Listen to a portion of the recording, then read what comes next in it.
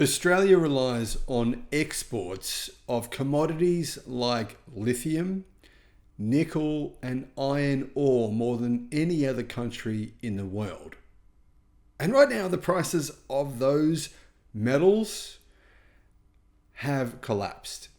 In other words, Australia is in trouble. But it may have a way to get out of jail for free. There may be a solution to this problem because of nuclear energy. Hello, my friends. Welcome to the channel. I'm Sam Evans. You're watching the Electric Viking. It's great to see you. Just want to say a big thank you to our Patreon supporters. If you'd like to be a Patreon supporter, I'll put a link in the description below. Okay, so Australia, we had this increasing crisis of the price of what we sell to the world collapsing. However, uranium has had a bull market run over the past 12 months. It's hit a record high price.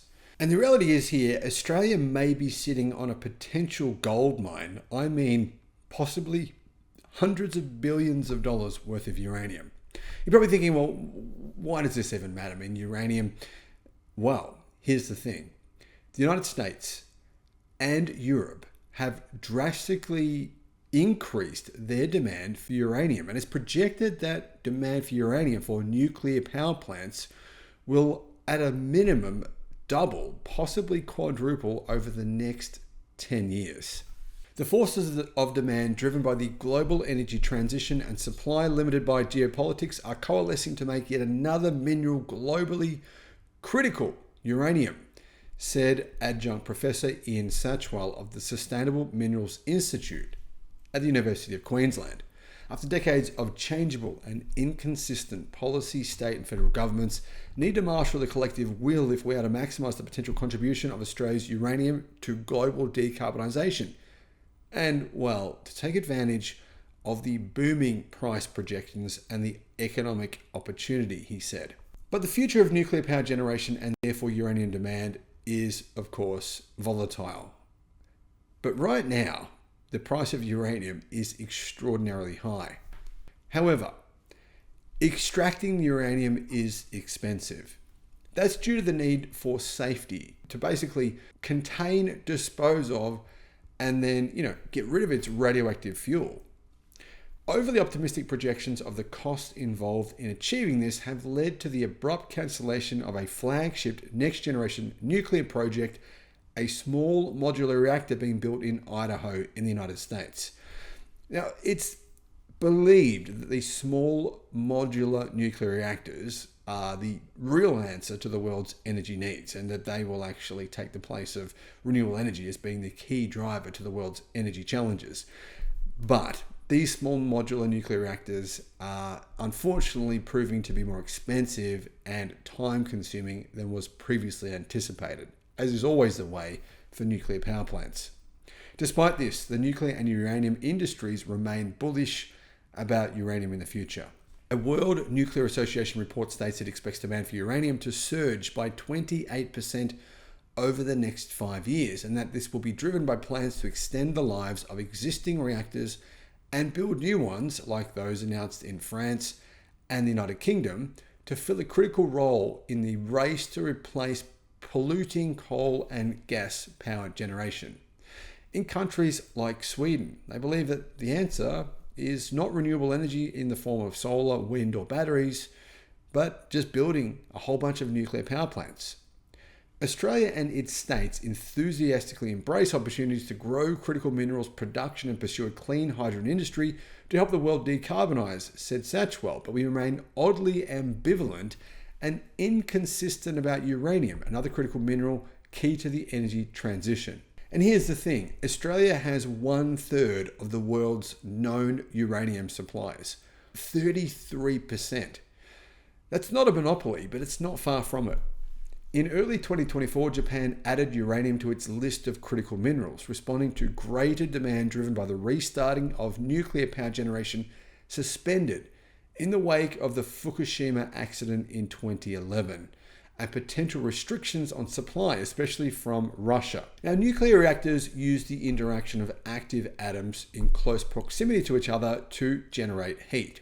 That heat is used to convert water into superheated steam, And that steam can drive the magnets of a turbine to produce electricity. That's the basic way that a nuclear power plant works.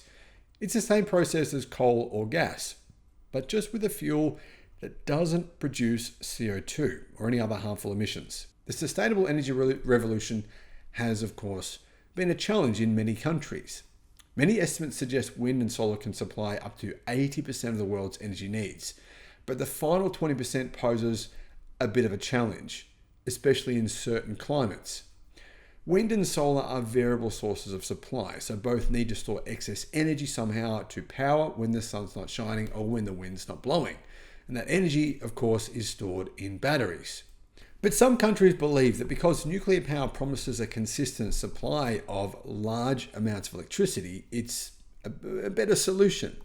And advocates insist that safety problems that produced the Soviet Union's Chernobyl disaster and Japan's Fukushima tsunami meltdown have been solved.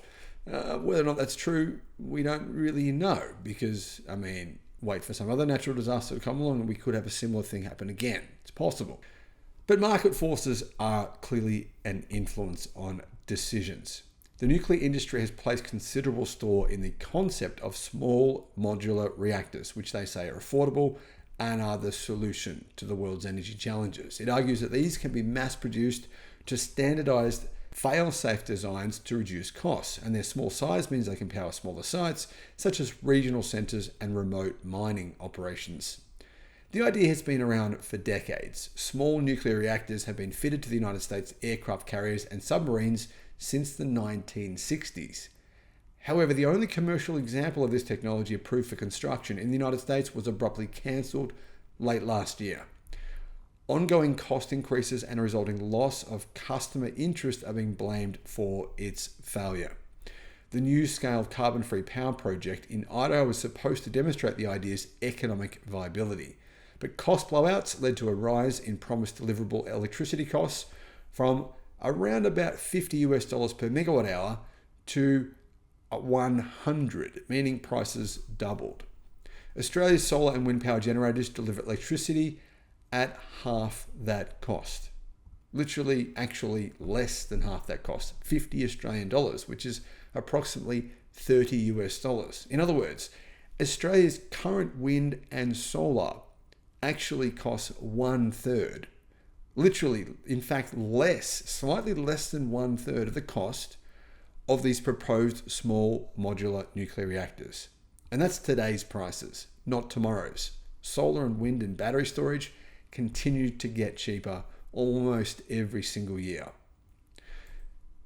But civilian small reactors aren't dead yet. Russia and China have one working example each. Other nations, such as Romania, continue to invest in this idea. But even the 3 new large-scale nuclear power stations being built in Europe are all many years behind schedule and billions over budget because of the safety and engineering challenges involved. In fact, the power plant in the United Kingdom is actually more than $20 billion over budget. That translates to higher electricity costs for customers. The World Nuclear Association says that there isn't enough uranium being mined to meet increasing demand, and therefore, Australia should get in on this and mine all this uranium that we have to make lots of money. From the beginning of the next decade, planned mines and prospective mines, in addition to increasing quantities of unspecified supply, will need to be brought into production, it said. It calculates nuclear energy demand will rise by around 15% by 2030 before surging by 76% by 2040. Now, this would mean Australia is literally sitting on a gold mine of uranium, which it could sell for massive prices. Several countries with large reactor fleets, such as Canada, France, Japan, Russia, and Ukraine, and soon to be Sweden, are allowing existing plants to operate for up to 60 years, and in the USA, to 80 years, it said. That means demand for uranium will increase from 65,650 tonnes this year to 83,840 tonnes in 2030 and 130,000 tonnes in 2040. Now, people are saying that then means there is a huge opportunity here for Australia. Exploration efforts in the past 15 years have generated incredibly detailed knowledge of deposit geology, allowing for rapid reserves of delineation, feasibility assessment, and development should politics policies and approval processes allow. Basically, experts are saying the only thing standing in the way of Australia's nuclear gold mine is politics and government regulation. Now, what are your thoughts about this? Is this something Australia should take advantage of, or is nuclear really just overhyped? Let me know what you think in the comments, guys. Thank you for watching. Bye-bye.